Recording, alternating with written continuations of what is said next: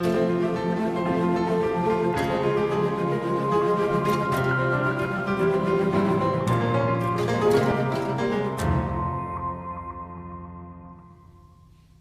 again, and welcome to another episode of Meet the Press Reports. I'm Chuck Todd. Today we're going to look at a controversial idea: decriminalizing sex work. The state of Maine recently passed a bill to do just that, and it's a provocative concept. And at first glance, it sounds as if the state just legalized the world's oldest profession. Well, not quite. In fact, as you'll see, the people who favor decriminalizing sex work have a very different goal in mind. The idea has gained traction in a number of states and has set off a spirited debate between those who want to loosen the restraints on sex work and those who want to put an end to this industry entirely. NBC News correspondent and anchor Zincle Asamoah has been looking into this issue and is going to help untangle some of the common misconceptions of this idea of decriminalizing sex work and actually defining sex work. Yeah, Chuck, there are a lot of misconceptions. It's complex and, as you say, controversial. On one hand, the lawmakers and advocates in the state of Maine say this is a major win to protect victims of sex trafficking. Though, on the other hand, we've heard from voluntary sex workers who say laws like this not only erase them from the narrative, but will make sex work more dangerous. This commercial sex ring was built on secrecy and exclusivity. Kids in crisis, sold for sex and forgotten. Sex, specifically sex worker, is defined as a person whose work involves sex acts, especially a person who engages in sexual intercourse in exchange for pay. Could you tell me how to get to Beverly Hills? Sure, for $5. At least, that's how Merriam-Webster defines it. Fairly straightforward, but in the United States, the term, according to experts we spoke with, is anything but. How do you define sex work, a sex worker? Well, first, we don't use the term sex work. We don't believe that prostitution is either sex nor work. So sex work is a broad umbrella term that includes many different forms of erotic labor.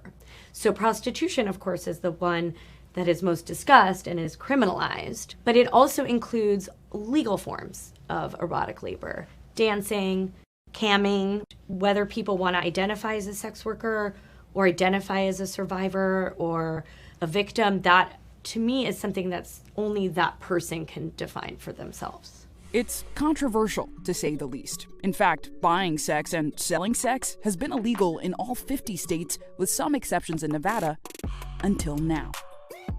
In October, the state of Maine enacted the first law in the country to partially decriminalize sex work, meaning selling sex is no longer a crime. Buying sex is, but it turns out decriminalizing sex work may not mean what you think it does. So, Maine is where we start this story. Welcome to the studio! Oh my god, the light in here is amazing. I've called it my art, massage, and movement studio. At 27 years old, Juliet has lofty goals for this small room. I want it to be a place where everyone can come together and also take care of our mental health, and we can practice sales scenarios in an environment where we're not pressured to be making money on the spot. Juliet is a pseudonym she uses as an exotic dancer and escort. She requested we use that name for this story. She's been a sex worker since her 23rd birthday. This year, Juliet opened a studio, hoping to offer training for sex workers and services for clients. A lot of people find me on TikTok and will go follow my different channels, stuff like that, and often reach out on Instagram. So, like, I have this person here. When are you free this week? Any chance I come to you now and spend $4,000 to $5,000? The motivation behind Maine's new law is to protect women. It's based on the principle that there is no such thing as voluntary sex work. That's something Juliet disagrees with. I'm living, breathing proof that it can be consensual. Human beings are social creatures. We need connection. We need intimacy. Prostitution is the oldest profession for a reason. The law is called an act to reduce commercial sexual exploitation. It is not a step towards legalizing sex work. Far from it. It's actually designed to protect women by eradicating the sex trade altogether. Opponents to partial decriminalization, like Juliet, say the new law will actually put sex workers at even greater risk by placing a larger burden on the buyers. If a client is concerned about prosecution. They are more likely to lie about their identity. They are more likely to lie about their STD health. They are more likely to scam a provider, not pay them. They are more likely to seek out dangerous locations. They might even be shameful of themselves and therefore treat their provider with violence. I've missed you at the club lately. Oh, I miss you too so much. I'm so excited to come back. Al is a sex buyer in Maine and one of Juliet's clients. He requested we use a pseudonym to maintain his privacy. Al says this law won't make any difference for him. The Johns are still going to get criminalized. I am not going to change my behavior because I vet really well. And I don't think I have anything to worry about. Do you want the laws to change? So, as far as the laws change, it doesn't affect me either way. I'm not going to stop doing what I'm doing. Al says there is no way partial decriminalization will succeed in eradicating sex work. There will never be a world where you can end the demand for sex work. There's always going to be a need for sex work in the world. Partial decriminalization has many names and is adopted in countries like France, Israel, and Canada. It keeps the punishment on the clients, mostly men, as a deterrent from buying sex. And it removes the criminal charges against sex workers, mostly women, that may prevent them from starting new lives outside the sex trade. Partial decriminalization is lauded by most advocates for human trafficking survivors like Tina Benami, who sees the sex trade as a form of gender-based violence. She says partial decriminalization works because the buyers don't need protection. The women do. No one has a fundamental right to sex, right? So I don't know why the state would legitimize an entire commercial sex industry. Unlike Juliet, Tina, the executive director of the Coalition Against Trafficking in Women, does not believe sex can be work and says all sex workers are victims or survivors. You're assuming that there is equality between the two contracting parties. So you have one party that has the money, the power, and the sexual desire, and you have the other party that has none of it. Here's what the data says about partial decriminalization. The Swedish government claims street prostitution decreased by 50% in the 10 years following implementation, but multiple academic studies reject that claim, saying there is no reliable data demonstrating any overall decline in people selling sex with partial decriminalization. Basically, there may be fewer sex workers on the street, but that doesn't mean there's fewer sex workers. If there is no safe outlet for people to receive these services, they're going to find unsafe ways. Melanie is a lifelong New Yorker. She often walks to the small park in Queens to write. How does this park make you feel? How does being here make you feel? It's freeing. You know, I do believe as a black woman in society, you're never truly free, but I do feel like I can breathe. I like being around the water. It's calming. But it's also nice to know that I can walk through this park and not have to sit on a sex buyer's lap or do something for my traffickers. Melanie's encounter with the sex trade began at a young age. So I was kidnapped when I was 12. In middle school, she says she and her friends ran into some boys and found trouble. They were feeding us a lot of really cheap alcohol, and I ended up blacking out. When I woke up, I was being raped by one of those two boys. When I tried to run out the house, that boy came back with an older man who told me that I wasn't going anywhere. And from there, I just have been in the system of the sex trade the whole time. Melanie says she came from a dysfunctional family, and at the age of 13, she was taken into court-ordered police custody, which led to time in the juvenile justice and foster care systems. She says that she re-entered the sex trade at the age of 15. In the United States, about 40% of sex trafficking victims and survivors are black women, the highest percentage of any race, according to the nonprofit National Black Women's Justice Unit as of January 2022. What do you think people get wrong about the sex trade? I think what people don't understand about the sex trade is that it's a lot more nuanced than what we think. Melanie supports partial decriminalization because she believes a majority of women who get involved in the sex trade do not do it by choice, but for different reasons. What do you believe those are? there's a list of things that make you susceptible to trafficking and prostitution. And some of those include your undocumented status, if you're a woman or a girl, if you're black, if you're part of the indigenous population, if you're LGBTQ plus identifying, if you have a substance abuse disorder, if you have any prior sexual abuse history. Now, at 27, Melanie works with Tina to combat human trafficking. She believes punishing the buyers will end the demand for sex workers, which will then end trafficking and exploitation. The reason that I love this model is not only because it decriminalizes me and recognizes that I should not be criminalized for my exploitation, but it's also the only model that's comprehensive and has aftercare services. If we can add resources that I didn't have that made me susceptible to trafficking, then maybe I wouldn't go back.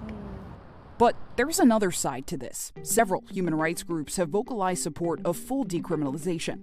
They say if governments remove criminal charges for both sellers and buyers, it would lead to safer interactions, especially for trans sex workers and sex workers of color who face the highest rates of violence and infections. Can you describe for us what full decriminalization looks like practically? From a pragmatic standpoint, full decriminalization will look like individual workers being able to manage their own businesses. Melissa Sontag-Bruto supports full decriminalization. She's the legal director of Decriminalize Sex Work, a group pushing a full decriminalization bill in New York. An individual going online, vetting a client, right, ensuring their safety, ensuring that they feel comfortable with the negotiation, and being able to see that client in a place of their choosing, right? Not a place that they had to choose out of fear or criminalization. Many critics of full decriminalization, some of whom we've spoken with, say decriminalizing the role of the buyer or the Johns, depending on who you ask, essentially absolves them of any responsibility. What I am looking at is what is going to augment people's health and safety, and overwhelmingly that is decriminalization. Today, as attitudes in the United States towards sex work remain hotly debated, there are a number of states considering similar partial decriminalization laws to Maine's. As for Juliet, she says what she offers provides both buyer and seller a safe place to engage consensually. I have had an overwhelmingly positive experience in sex work. That's not the case for everyone. The benefit perhaps is that a conversation is happening at all. Sinclair, what did the official law enforcement lobbies and associations, I know when this bill was being debated, where did they come down on it? Yeah, that's an important question. So law enforcement is not a big fan of decriminalization. We actually spoke with a detective in Maine, and his biggest concern is that if he is not able to arrest a sex worker, he's not going to be able to get information about human traffickers, sex traffickers. It's interesting because the division you heard in this piece, right, is essentially between women's rights groups. But this is the one point that really united them. They disagree with law enforcement. They say you should be able to get this information without arresting the women, the sex workers. But really, law enforcement says decriminalizing this is only going to make it harder for us to get information we need to stop human trafficking in this country. Should we be just tackling this actually as a public health concern and sort of like, okay, what's in the best interest of public health for everybody involved? I mean, that's the big question, right? It's tough because Maine is the first state in 2023 to decriminalize any, and this is just partial decriminalization, We right? expect more states to follow along, you think? Well, so New York is currently considering a bill. Massachusetts has been referenced. It's unclear, but the reality is this is also being considered while human trafficking is still very prevalent in this country, right? 2021, at least 8,000 incidents were reported by the National Human Trafficking Prevention Hotline, and they say that's likely incredibly underreported. All of this was sort of almost the pre-internet way of how sex work, well, we talked about sex work. Yeah. The internet here, I mean, how do you police that?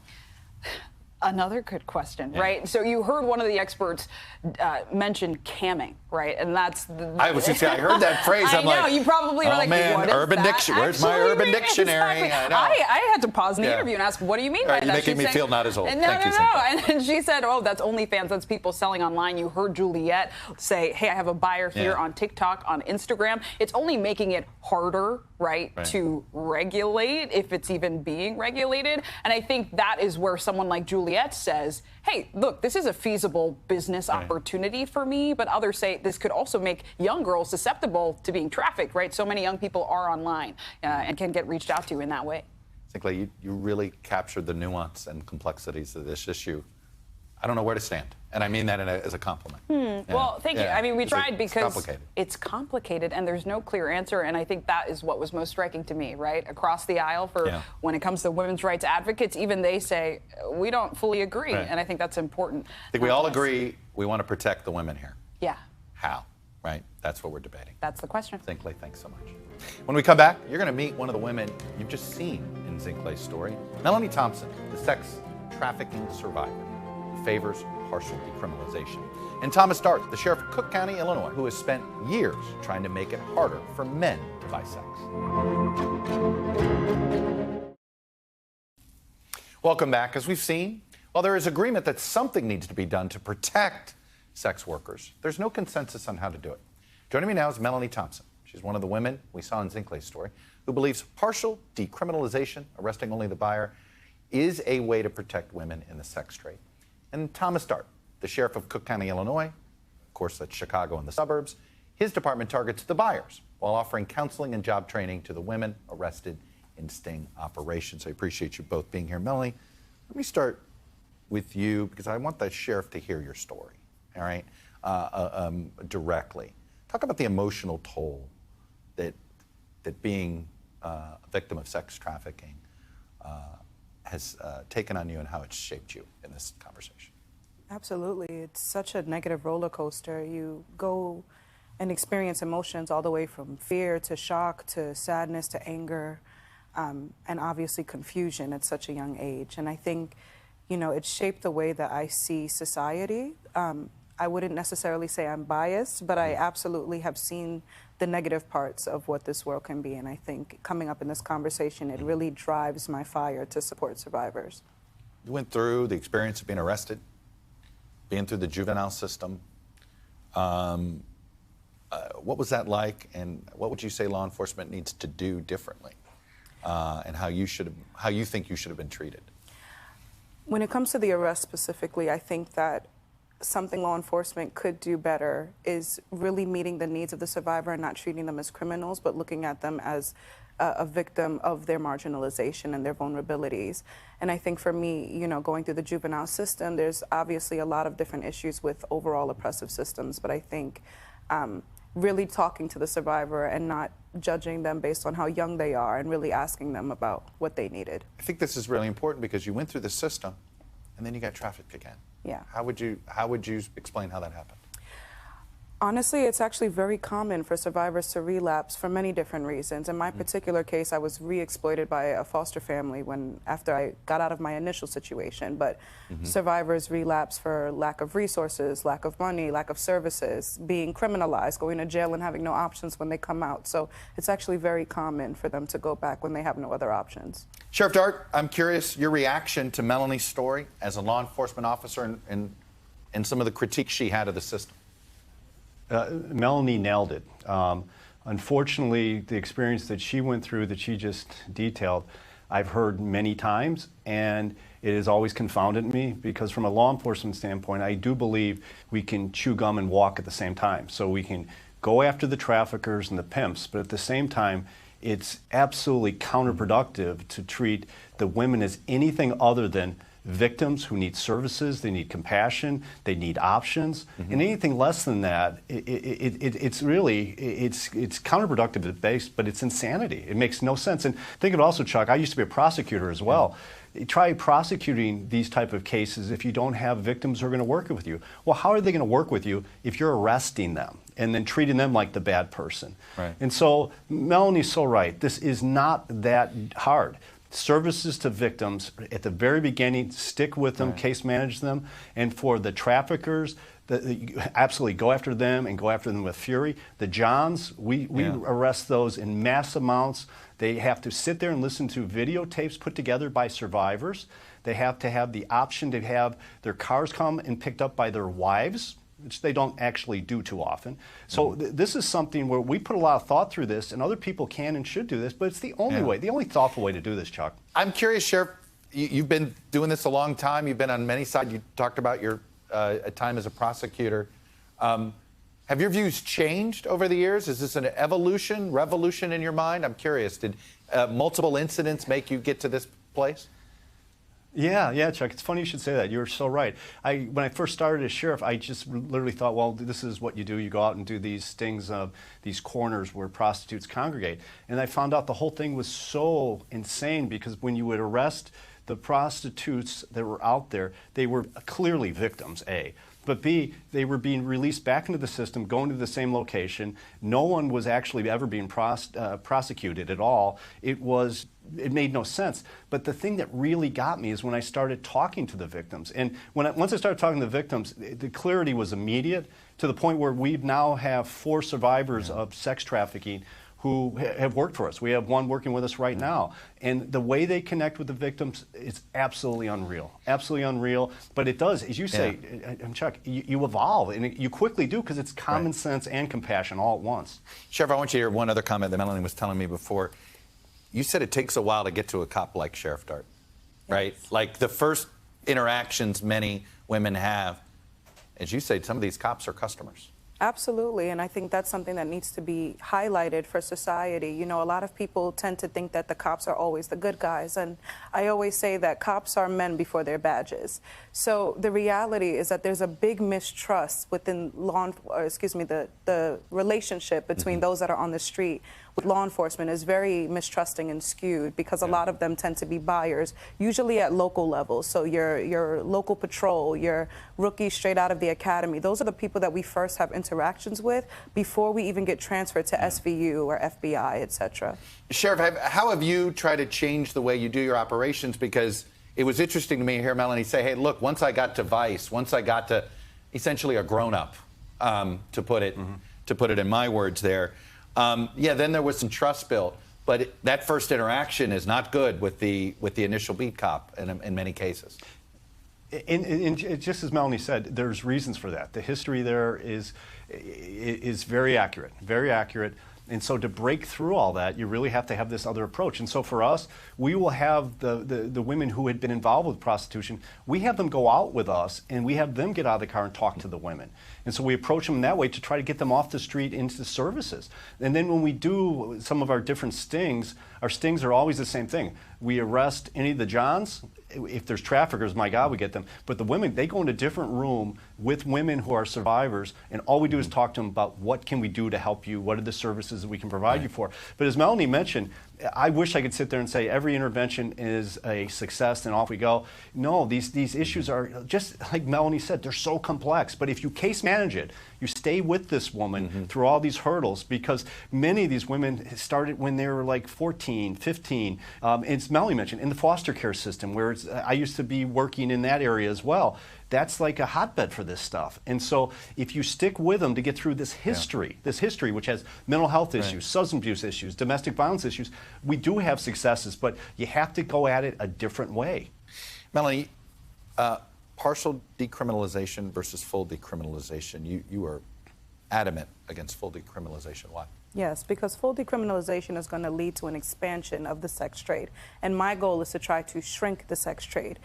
Full decriminalization, although it sounds like it's a good way to support the person in prostitution, like myself, for example, what we're not recognizing is that it also repeals all the penalties for those who perpetuate the system, the sex buyers and the traffickers. Whereas partial decriminalization focuses on decriminalizing me and saying, I don't need to be criminalized for my victimization, rather I need to be connected to services, but recognize that the power imbalance lies in favor of the sex buyer and the traffickers and those who profit from the system. So what partial decriminalization does is focuses on that and connects me to services so that I don't relapse and continue to go back into the system. Do you believe full decriminalization would lead to more exploitive? It's a free-for-all. Yeah. When you take away all the penalties from the traffickers and the buyers, what you now see is your state becoming a sex tourism destination. Right. And I want to say that we don't have enough willing participants in any state to fulfill the increased demand for paid sex. So what you're going to see is an increase in trafficking and forcing children and et cetera, to fulfill that increased demand. Sheriff Dart, do you want the state of Illinois to follow Maine's lead? Yeah, I tell you what, I've heard these arguments, Chuck, about the decriminalization stuff. Melanie, once again, has absolutely nailed it. The decriminalization is just dangerous naivete, is what that is. Because I've had people approach me because we've done all these different stings over the years on the internet, and people are saying, well, no, I'm a professional, this is my profession I'm in, I'm a businesswoman. It does not work out that way. And we have all the examples I can tell you about a supposed independent woman who's selling herself online. She's only independent long enough until the trafficker, the pimp, finds it out, and then he shows up at her door, and she's no longer an independent. And so this notion that somehow it's no different than a woman who decides to be an accountant or a doctor is insane. The brutality that these women experience on a day-to-day basis, and to Melanie's point, most often never report it to law enforcement because they don't believe law enforcement will do anything about it. The brutality, the assaults are unreal. And I have dealt with these folks who have been talking about just decriminalize the whole thing. That is dangerous, absolutely dangerous. What's your best strategy for deterring buyers, Sheriff? I tell you, we have found it to be very impactful when we round them up. And Chuck, I wish I could tell you it's hit or miss, and some days, no. Right. We put the ads up, we pick the hotel room, and it is literally a conveyor belt. And we line them all up, we take them all to the station, we make them sit through these very heart-wrenching videos. We find them a ton. And we then confiscate their cars, and to get their cars back, either their wife has to show up to come pick it up, or they got to pay I think it's $5,000 to get their car back. So we make it really difficult for them, and we have very few repeaters. Not to say they don't go to another jurisdiction, but we try to do both the penalty and the education about it. And we've had many a man sitting there watching the videos crying hysterically. And so I think it's a nice balanced approach there, but you absolutely have to go at both ends. You have to go after the pimps and the traffickers, but you have to go after the Johns too, because if there's no one looking for the services, it would go away. Sheriff Dart of Cook County, Illinois, which of course encompasses Chicago and the suburbs, Melanie Thompson. Thank you both for your thoughtful commentary and perspective on this issue. And that's all we have for this episode of Meet the Press Reports. Thanks for being here. Next week, we're going to look at what's called PragerU Kids. It's a curriculum designed by a talk radio host, Dennis Prager, to counter what he calls, quote, the dominant left-wing ideology of the U.S. school system. It's being adopted in a growing number of states, catching some by surprise. And not everybody is happy about this change. That's next time on Meet the Press Reports.